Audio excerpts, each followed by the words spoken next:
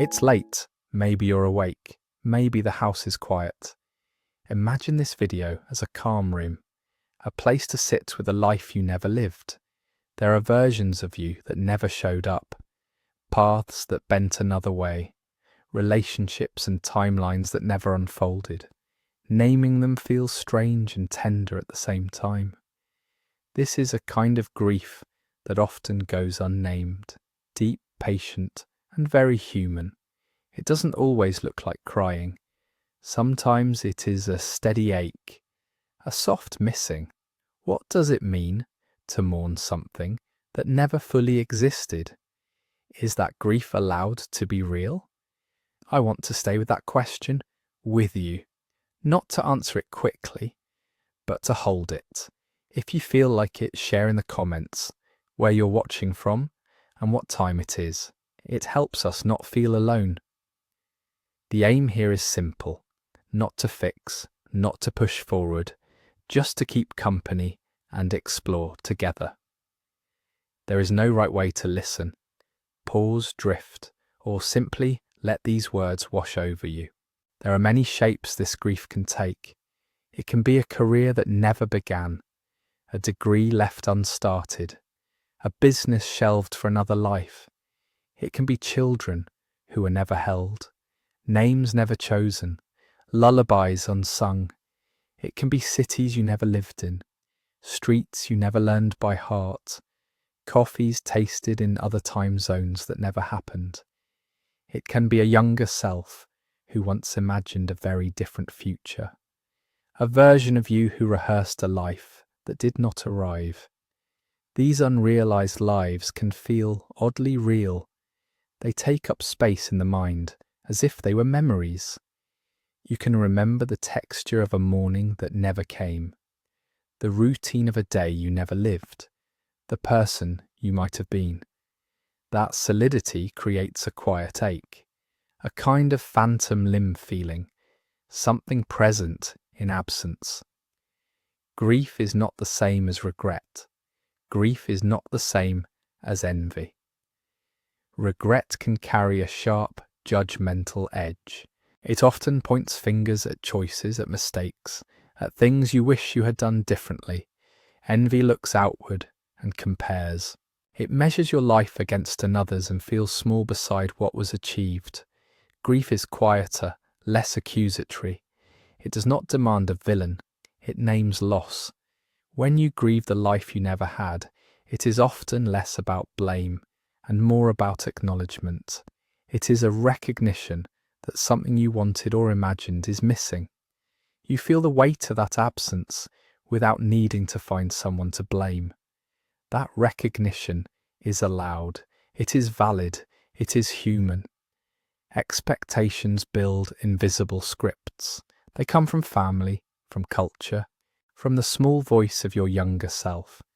Someone taught you how life would go. You learned the cues, the milestones, the timing, and then reality drifts. The script phrase. Scenes you expected do not arrive. The rhythm changes. That feeling of a script slipping is disorienting. It can feel like being backstage and suddenly realizing you missed your cue. You look out and see an audience that expected something different. You feel the echo of a plan that never unfolded. If this is familiar, it might help to notice what the grief is saying. It is not a verdict on you. It is evidence that you are capable of imagining something, sometimes very tenderly. It shows that you could hope, that you cared, that you made plans. Grief can be a quiet form of tribute to your capacity to imagine better things. You might recognize the ways this grief shows up. Late-night what-ifs that drift into the space between sleep and wakefulness. Those small, luminous scenarios that both comfort and sting. An unexpected ache when someone else reaches a milestone you once pictured for yourself. Weddings, babies, job announcements, moves to cities you wanted. A tenderness toward old dreams that now feel out of reach. You touch them gently, like photographs in a drawer, worn at the edges. Sometimes the grief arrives as a quick, disproportionate reaction. A song on the radio, a smell, a name, a news story about someone else's success. Your chest tightens. You step back, as if a small wave has passed through the room. These reactions are not a failure. They are evidence of a life that had been imagined and briefly lived in the mind. Imagine sitting beside a parallel version of yourself, not to measure pain or punish yourself with comparison, but to hold that other self with understanding, to listen to their grievances, to offer a kind, soft farewell. You could sit in silence. You could say, quote, "This is not about giving up on the present. It is about acknowledging what you loved and letting it rest. It can be soothing to name the forces that shaped what was possible. Time, health, circumstance, chance. Sometimes a life is altered by things beyond personal control. An illness, an accident, an economy, a relationship. Saying this aloud can soften the harsh idea that every missed path was because of a personal failing. Some lives were never truly available to us. They may have looked possible from the outside. They may have seemed probable to your younger self. But looking back, you can sometimes see the limits that were always lurking. Recognizing those limits can be a strange relief. It allows you to stop blaming yourself for doors that were not really open. There is a pressure in our culture to live a big, remarkable life. It whispers that ordinary is not enough. That smallness equates to failure. That pressure can make the ache of what was not lived louder, and it can make the quiet pleasures of the life you do have seem less worthy. It is okay to feel sad for younger versions of yourself. There's no rush to fix that sadness, no obligation to produce a tidy lesson from it. You can hold the sadness like a small animal, watch it breathe, let it be. You might say to that younger self, softly, that the world turned out differently, that you're still here. There are gentle ways to honour a life that did not come to be. You could remember it, tell its story to yourself, speak its name. You might write a letter to that parallel life. Describe the things you loved about it. Say what you miss. You could speak aloud in a quiet room to the version of you who dreamed of that path. Or you could simply think of them at certain times and acknowledge them. Honouring need not be elaborate. A small ritual can be enough. A cup of tea, a note in the margin of a notebook, a sketch. These acts are not meant to fix anything. They are invitations to recognition, to presence, to compassion for the self that hoped. Some parts of the unlived life may still be present in your current life. A value you held, a way of seeing the world, a particular kindness or curiosity. These remnants can be unexpected. They can appear in small acts. You may find that a dream transformed instead of vanished. Grief for the unrealized future often includes grief for time. Certain ages will not return. Certain seasons are gone. You notice how the horizon has subtly shifted. Windows close without fanfare. This loss is about the passage of years, as much as it is about any single, unchosen path. It is normal to move between acceptance and longing. One day, a quiet peace. The next, a sharp wish. This back and forth is part of the process. There is rarely a final, perfect moment of closure. Closure often arrives as a gradual softening around the edges. You might find that the ache becomes less razor-edged and more like a companion, steady and familiar. Try holding both lives in the same heart. The life you have, the lives you never had. Both matter in their own ways. You do not need to choose one as the only legitimate story. They can coexist, layered like pages in a book. They can inform one another. They can teach you about the shape of your longings, Over time, grief can change. It may transform from sharp pain into a softer, bittersweet companionship. The sting quiets. The memory of the dream keeps a gentle luminosity. You may find that your relationship to the unlived life becomes more like a warm thought than a wound. This does not mean forgetting. It means carrying with tenderness what might have been. You may still revisit the old scenarios. Sometimes you will stay there. Other times you will leave quickly. Both are valid.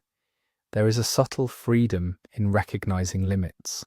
When you see that certain paths were closed by circumstance, you can stop treating yourself like a failed architect. You may find relief in the fact that not every closed door was closed by your hand. And yet, openness remains. Life is not entirely sealed.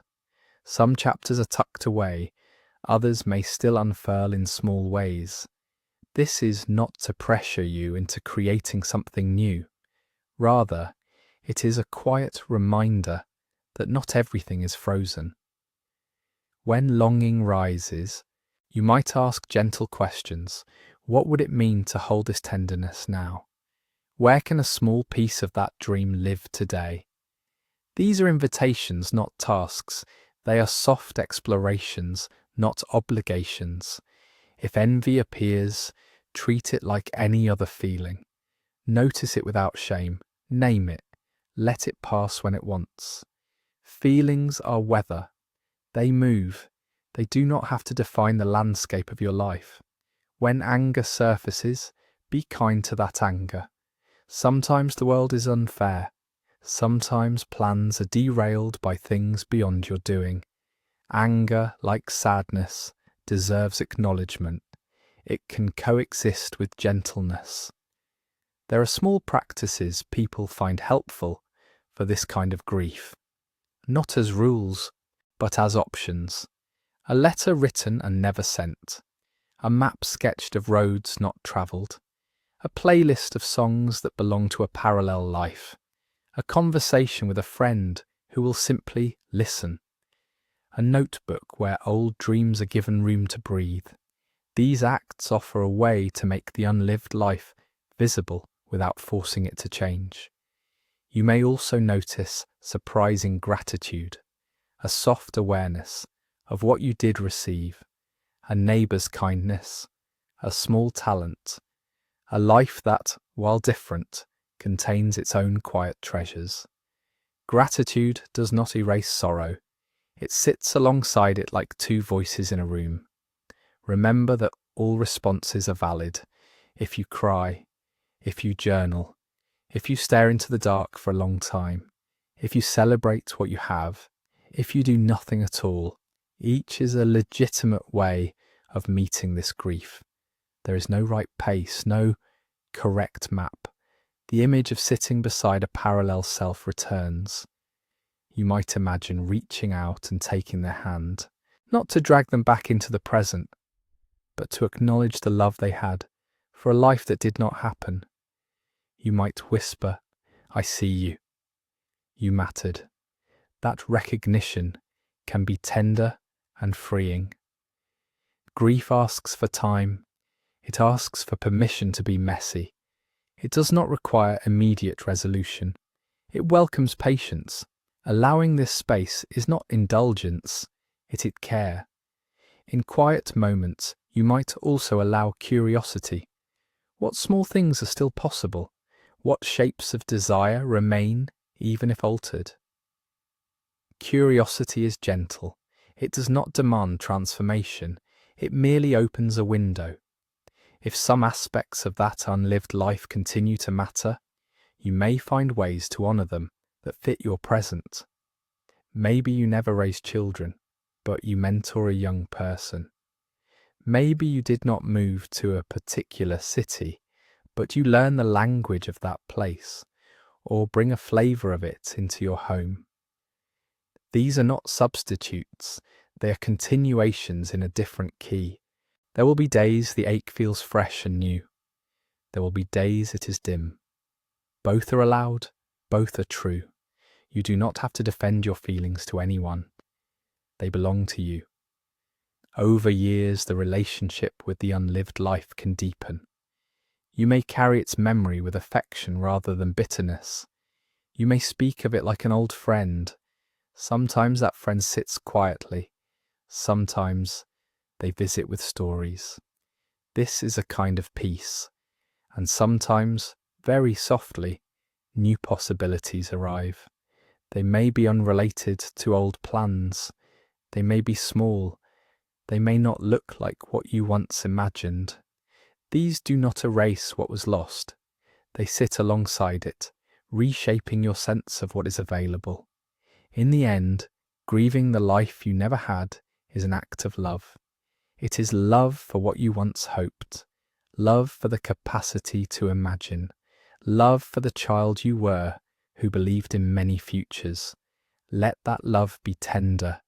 Let it be present. If you ever need to return to this place, it will be waiting. You can sit beside your parallel selves as many times as you need. You can listen. You can thank them. You can let them go a little, and you can hold them close when the night asks for it. All of your responses to this are valid. This is not a failure. It is a part of living in a world that is both generous and unpredictable. There is no rush to move on. There is only the slow, kind work of knowing your own heart. Name the unlived life softly. Let the small grief have a voice. Hold the tenderness beneath it like a warm, fragile thing. You don't have to fix anything tonight. Sitting with these thoughts is already enough. Presence is permission, not a task. Remember that softness you carry. It came from surviving. Let it be a kind companion as you return to ordinary things. Walk back into your days with a little more gentleness toward the roads you didn't take, and toward the person you became along the way. Small mercy matters. If something in this felt true for you, or if there's a topic you'd like us to sit with next, leave a comment. Sharing helps this quiet room stay open. If this space helped, a like, comment, and subscribe quietly keeps it possible for you and others. No hurry, no pressure, it's late. Be gentle with yourself tonight. Rest and know you're less alone. Good night.